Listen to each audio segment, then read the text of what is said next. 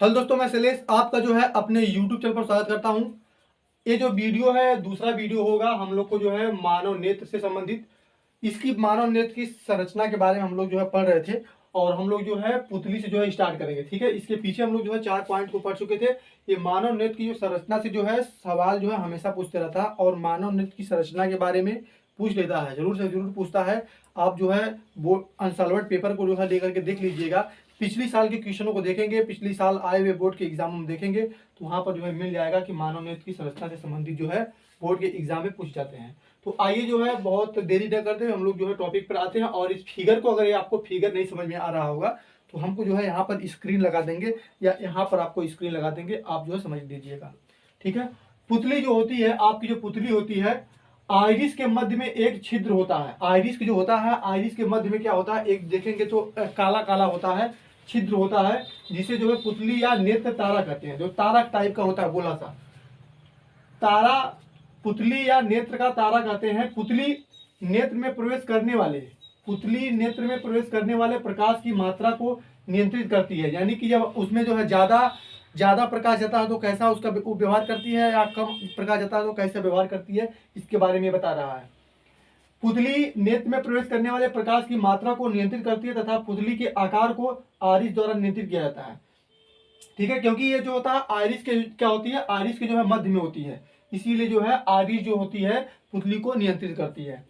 जब प्रकाश अत्यधिक चमकीला होता है, जब प्रकाश जो होता है अत्यधिक चमकीला होता है तो आइरिस सिकुड़कर पुतली को छोटा बना देती है।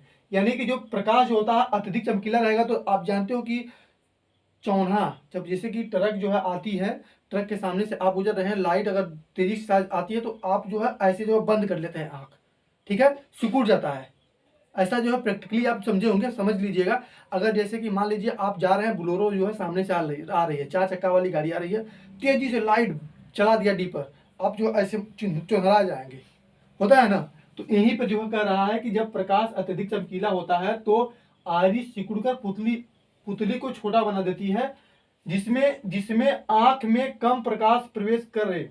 ठीक है, जिससे जो है प्रकाश प्रकाश जो होता है आंख में थोड़ा कम कम प्रवेश करे। जब प्रकाश मंद होता है तो आरिस फैलकर पुतली को बड़ा बना देती है, जिससे आंख में अधिक प्रकाश प्रवेश कर सके। अतः प्रकाश की सीमित मात्रा ही नेत्र में प्रवेश कर पाती है। यानी कि जो सीमित मात्रा होती है, ये जो होती है पुतली के द्वारा ही हमारी आंखों में प्रवेश कर पाती है। पुतली का यही काम होता है। पुतली जो होती है आइरिस के मध्य में होता है और एक जो होता है पुतली तारा के समान होता है। और ये जो काम करती है पुतली, ये जो होती है हमारे आंख में जो है कितना प्रकाश जाना चाहिए, कितना प्रकाश नहीं जाना चाहिए, इसको जो है नियंत्रित करता है। क्लियर? बस जो इतना इतना भी लिख देंगे तो समझ में जाएंगे। अगर हाँ इतना पूरा पढ़ लेते हैं तो कुछ न कुछ तो आप इसमें से लिख लेंगे। मेन मेन पॉइंट जो है समझ लीजिएगा। दोस्तों अब हम लोग जो है पढ़ेंगे लेंस के बारे में, नेत्र लेंस के बारे में। दोस्तों हम लोग जो है पढ़ेंगे नेत्र लेंस क्या होता है। आइरिस के ठीक पीछे प्रोटीन का बना पारदर्शक तथा मुलायम पदार्थ की एक द्विउत्तल लेंस होता है, जिसे नेत्र लेंस कहते हैं। ठीक है, तथा यह अभिसारी प्रकृति का होता है। लेंस के पिछले भाग की वक्रता त्रिज्या छोटी, लेंस के जो होता है, लेंस के पिछले भाग की जो वक्रता त्रिज्या होती है छोटी तथा अगले भाग की वक्रता त्रिज्या क्या होती है, बड़ी होती है। लेंस के पदार्थ का अपवर्तनांक लगभग, लेंस के पदार्थ का जो अपवर्तनांक होता है 1.44 होता है। ठीक है, अब इसके बाद जो होता है पश्चमाभी मांसपेशियां। जो पश्चमाभी मांसपेशियां जो होती है, मांसपेशियां जो होती है, मांसपेशियों का काम क्या होता है, जैसे हमारी आंख है, इसमें जो मांस है ये जो होते हैं मेरी आंख को नियंत्रित किए हुए एक जगह पर ऐसे ऐसे है। नहीं समझा? मांसपेशियां जो होती हैं, यानी कि ये मांस यहाँ पर जमे हुए हैं, इसके अगल बगल में मांस है, तभी नहीं मेरी आंख जो है ऐसे टकटका के एकदम पूरा दिख रही है। यही इसका काम है। मध्य पश्चमाभी मांसपेशियां, नेत्र लेंस मांसपेशियों की सहायता से अपने स्थान पर टिका रहता है। ठीक है, जो नेत्र लेंस होता है, नेत्र लेंस जो होता है मांसपेशियों की सहायता से ही अपने स्थान पर जो है टिका रहता है, जिन्हें जिन्हें पश्चमाभी मांसपेशियां कहते हैं। इन मांसपेशियों की सहायता से नेत्र लेंस की फोकस दूरी को नेत्र लेंस की फोकस दूरी को कम नेत्र लेंस की इसकी सहायता जो है नेत्र लेंस की फोकस दूरी को कम या अधिक किया जाता है। ठीक है, इसी के द्वारा जो है हम जो है किसी फोकस दूरी को कम या अधिक करते हैं, जिससे दूर एवं पास वाली वस्तुओं को प्रतिबिंब रेटिना पर बन जाता है। यानी कि जो होता है किसी प्रतिबिंब को जो होता है हम लोग को दूर बनाना है कि पास बनाना है, उसके द्वारा जो है रेटिना पर जो है उसके प्रतिबिंब को बनाया जा सकता है। ठीक है। इसके बाद जो होता है रेटिना के बारे में पढ़ेंगे। रेटिना क्या होता है? रेटिना जो होता है रक्त पटल के नीचे तथा नेत्र के सबसे आंतरिक भाग को दृष्टि नाड़ियों से बना एक पर्दा है, जिससे रेटिना या दृष्टि पटल कहते हैं। ठीक है। इस पर्दे पर शंक्वाकार तथा दंडाकार दो प्रकार के प्रकाश संवेदी कोशिकाएं होती हैं, जो क्रमशः प्रकाश के रंग तथा तीव्रता के लिए सुग्राही होती है। ठीक है। रेटिना के बारे में कह रहा है कि रक्त पटल के नीचे तथा नेत्र के सबसे आंतरिक भाग में दृष्टि नाड़ियों से बना एक पर्दा होता है, जिससे रेटिना या दृष्टि पटल कहते हैं। इस पर्दे पर एक शंक्वाकार या दंडाकार दो प्रकार के प्रकाश संवेदी कोशिकाएं होती हैं, जो क्रमशः प्रकाश के रंग तथा तीव्रता के लिए सुग्राही होती हैं। ठीक है। कुछ नोट में दिया गया है कि ये जो होता है रेटिना में मुर्गे के लिए है कि मुर्गे के नेत्र की रेटिना में दंडाकार कोशिकाएं बहुत कम होती हैं।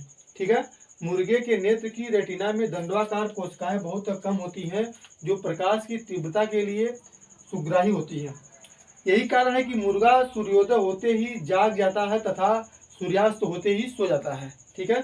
इसमें जो होता है दंडाकार कोशिकाएं जो होती हैं बहुत कम होती हैं मुर्गे में, और मनुष्य वगैरह में जो है दंडाकार जो कोशिकाएं होती हैं बहुत ज़्यादा होती हैं। तो हम लोग जो है अब इसके बाद जो है दोस्तों अब हम लोग जो है पढ़ेंगे जली एवं कचाप द्रव के बारे में पढ़ेंगे। दोस्तों जली और कचाप द्रव क्या होता है इसके बारे में पढ़ेंगे। कार्निया और नेत्र लेंस के मध्य एक नमकीन पारदर्शी द्रव भरा हुआ रहता है। कार्निया और नेत्र लेंस के जो मध्य होता है एक नमकीन पारदर्शी द्रव भरा रहता है। इस द्रव को जलीय द्रव कहते हैं। इसी प्रकार नेत्र लेंस और रेटिना के मध्य भी एक पारदर्शक द्रव भरा रहता है, जिसे कचाप द्रव कहते हैं। ठीक है। कार्निया और नेत्र लेंस के मध्य जो है एक नमकीन पारदर्शी द्रव भरा रहता है। इस द्रव को जो है जलीय द्रव कहते हैं। और इसी प्रकार नेत्र लेंस और रेटिना के मध्य भी एक जो है पारदर्शक द्रव भरा रहता है, जिसे हम क्या कहते हैं कचाप द्रव कहते हैं। जलीय द्रव या कचाप द्रव का अपवर्तनांक जल के अपवर्तनांक 1.33 के बराबर होता है। ठीक है। जल के अपवर्तनांक जलीय द्रव या कचाप द्रव का जो अपवर्तनांक होता है, जल के जो अपवर्तनांक क्या बोला, जलीय द्रव या कचाप द्रव के अपवर्तनांक जो होता है जल के अपवर्तनांक 1.33 के जो होता है बराबर होता है।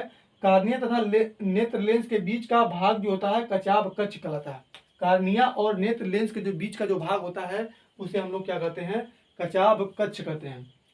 पीत बिंदु किसे कहते हैं? रेटिना के केंद्र के पास एक गोल पीला बिंदु होता है। रेटिना के केंद्र के पास जो होता है एक गोल पीला बिंदु होता है, जिसे पीत बिंदु कहते हैं, तथा इस बिंदु पर प्रकाश की सुग्राह्यता सबसे अधिक होती है, जिससे इस बिंदु पर बनने वाला प्रतिबिंब स्पष्ट दिखाई देने लगता है। ठीक है। पीत बिंदु जो होता है रेटिना के केंद्र के पास एक गोल पीला बिंदु होता है, जिसे पीत बिंदु कहते हैं, तथा इस बिंदु पर प्रकाश की सुग्राह्यता सबसे अधिक होती है, जिससे इस बिंदु पर बनने वाला प्रतिबिंब स्पष्ट दिखाई देता है। ठीक है। और इसके बाद आता है अंध बिंदु किसे कहते हैं? अंध बिंदु जो होता है जिस बिंदु से नाड़ियां मस्तिष्क को जाती हैं, जिस बिंदु से नाड़ियां जो होती है मस्तिष्क को जाती हैं, उस बिंदु को अंध बिंदु कहते हैं। इस बिंदु पर प्रकाश का कोई प्रभाव नहीं पड़ता है। इस बिंदु पर जो होता है प्रकाश का कोई प्रभाव नहीं पड़ता है। इस बिंदु पर प्रकाश की सुग्राह्यता सबसे अधिक होती है।